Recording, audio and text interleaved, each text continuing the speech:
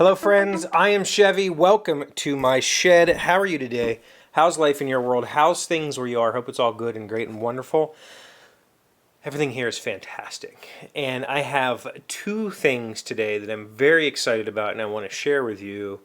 And I don't know which to start with, and I didn't know which one to talk about. So I'm just going to talk about both. And we'll start with this.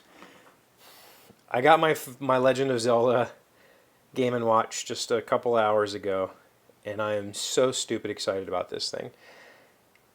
It's just a little handheld device that plays classic NES Zelda 1 and 2, as well as the Game Boy Link's Awakening, and one of the original Game & Watch games featuring Link. So it's just a little handheld device that is a clock running all the time that you can play, and you can also play Legend of Zelda on it. And so I know it's really silly for me to be that excited about this thing, but at the same time, like, I can't express to you how much I wanted this as a child. Now, the one in the 89 when they came out, or 90 when they came out, was a flip open dual screen mode. Like, I don't know if people realize that the DS that was not the first to do that. The Game & Watches, there was multiple versions that had a fold open Game & Watch or dual screen. And Zelda was one of those. I wanted it so bad, but I wasn't allowed to have video games. My parents wouldn't let me have video games. That was the whole time of the devil and the scare and Christianity. It was weird time, and so I wasn't allowed to have things like that. But I wanted one so bad. I begged for one, and just never got it. So here I am, 32 years later. I finally have my hands on one because nobody can tell me no. It's mine. And so, of all the major video games that have come out, I don't care. Like this, I'm so stupid excited about this thing. Yeah. Em and I was off yesterday for Veterans Day. I'm off today because Em and I are taking an early start to our weekend. We're going out of town for the weekend, and so this is going to be with me. I'm going to be playing this. So there's that, but the other thing is the table. I got to, because of the time off yesterday and today, I got to spend a whole lot of time working on the table for my kid. I did a few fixes here and there. I changed the design slightly because I didn't like some of the elements.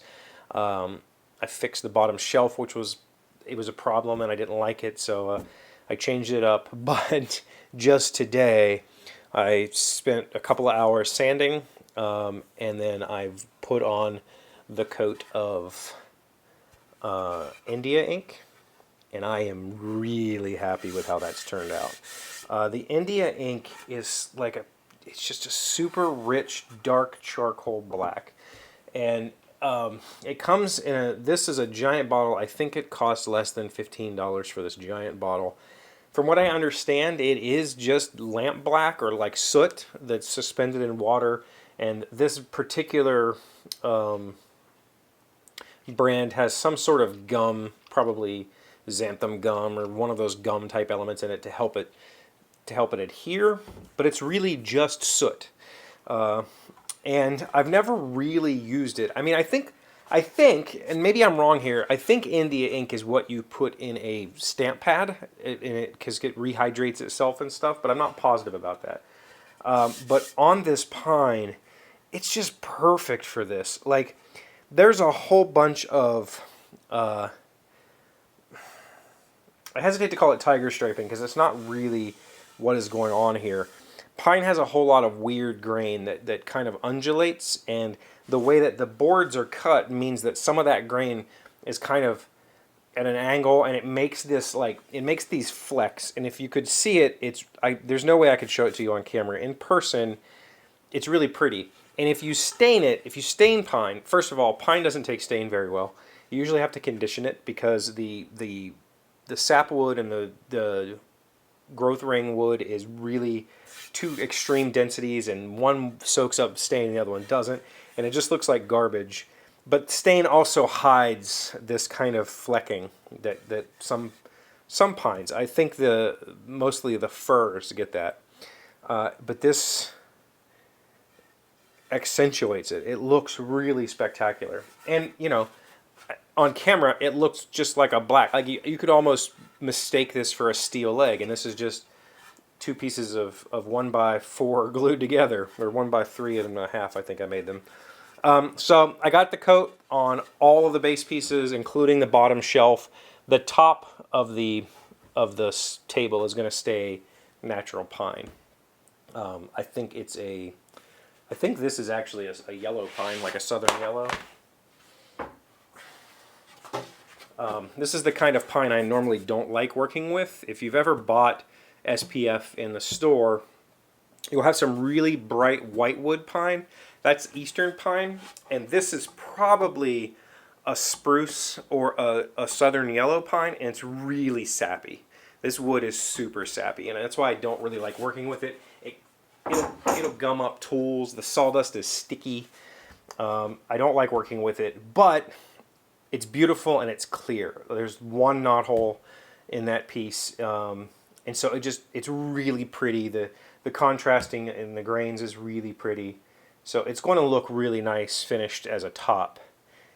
I still don't like working with that wood. But so this has come along really well. And I'm ready to, I've been rubbing it out. The one thing that I was worried about, so normally when I use shellac, I don't sand above 150. A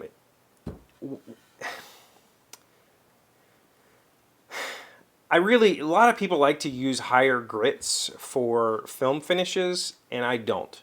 I prefer 150 as my max. I will not go above that because I want an open sort of grain or open grit for the finish to really soak in, and it seems to help flaking. If you go too much, like people like to go to 220 and put polyurethane on, I think that's a recipe for that polyurethane eventually separating, and it'll chip and flake. So I don't go above 150. And so I sanded all this to 150, and the thing that I was worried about is that, you know, the difference between a stain and something like India ink is water-based, and most stains are oil-based. Well, water on pine, specifically on pine or oak, I mean some of the hardwoods, but especially on pine, after you've sanded it, put some water on it, and it gets really fuzzy. It gets super furry because there's just tons of little fibers that stand up from the water. So I was worried about that, but actually there's very little fur on here, even after, you know, just 150. So I've experimented on the smaller stretcher pieces, and I've also done it on the main shelf now. I just hit this with some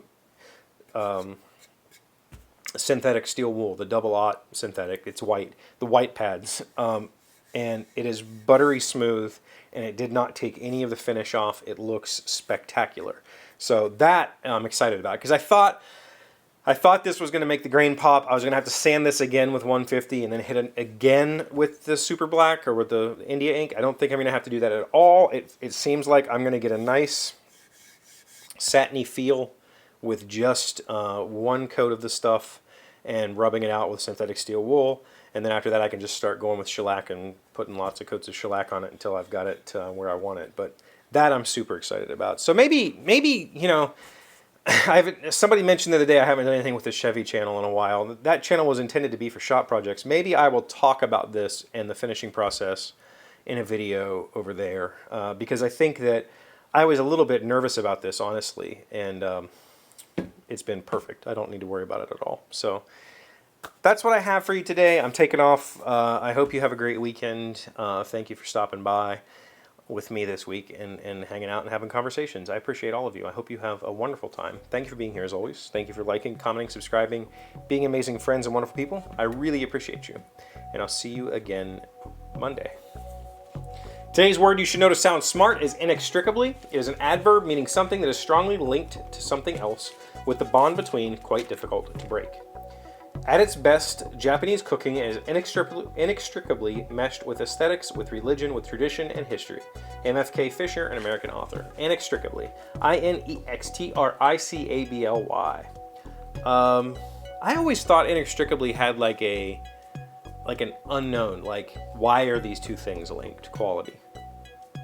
Strongly linked, I got that, but I always thought inextricably was like a why is it like that kind of word.